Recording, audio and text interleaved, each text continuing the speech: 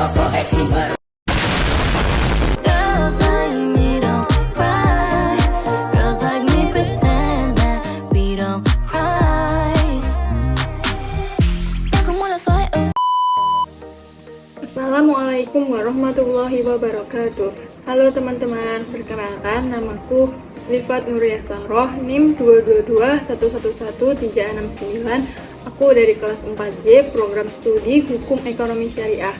Di sini saya akan menjelaskan materi ilmu ekonomi dan perbankan dengan tema peran pemerintah dalam kerangka ekonomi Islam. Langsung saja, di sini ada pengertian pemerintah dalam peran perekonomian.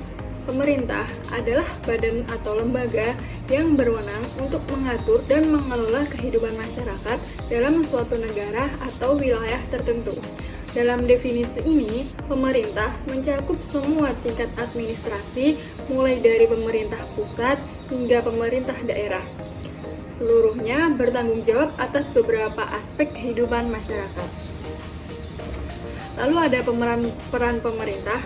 Peranan pemerintah dalam perekonomian ada 5, antara lain yang pertama, menetapkan kerangka hukum atau legal framework yang melandasi suatu perekonomian. Yang kedua, mengatur atau meregulasi perekonomian dengan alat subsidi dan pajak. Yang ketiga, memproduksi komoditas tertentu dan menyediakan berbagai fasilitas seperti kredit, pinjaman, dan asuransi. Yang keempat, membeli komoditas tertentu termasuk yang dihasilkan oleh perusahaan swasta, misalnya persenjataan. Yang terakhir yaitu meredistribusikan atau membagi ulang pendapatan dari suatu kelompok ke kelompok lainnya. Selanjutnya ada fungsi pemerintah. Fungsi pemerintah dalam menjalankan tugas sebagai pengatur masyarakat yang pertama, pembentukan dan penegakan hukum. Yang kedua, penyediaan layanan publik. Yang ketiga, regulasi ekonomi. Sedangkan fungsi pemerintah menurut Richard A. Musgrave dibedakan menjadi 3 fungsi dan tujuan kebijakan anggaran belanja pemerintah, yaitu yang pertama, fungsi alokasi atau allocation branch, yang kedua, fungsi distribusi atau distribution branch, dan yang terakhir ada fungsi stabilisasi atau stabilization branch. Lalu ada tujuan dan prinsip ekonomi pemerintah Islam.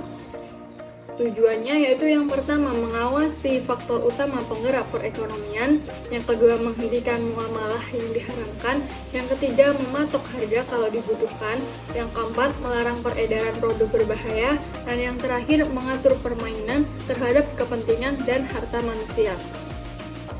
Lalu ada tujuan prinsip-prinsip ekonomi pemerintah dalam Islam.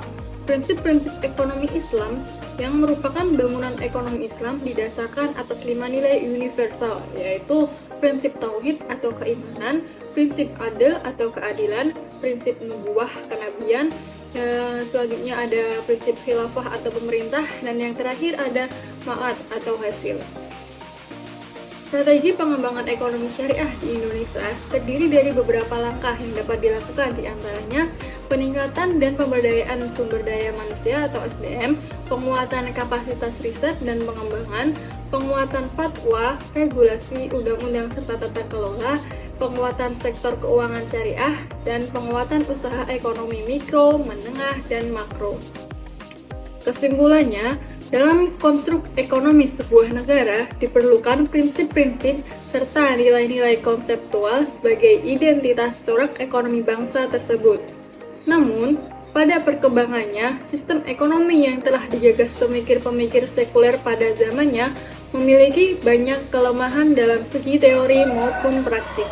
Dengan demikian, dibutuhkan sebuah sistem ekonomi yang berlandaskan prinsip-prinsip teologis yang secara filosofis memuat nilai-nilai agung atau kesempurnaan sehingga ekonomi dapat mencapai titik yang benar-benar equilibrium.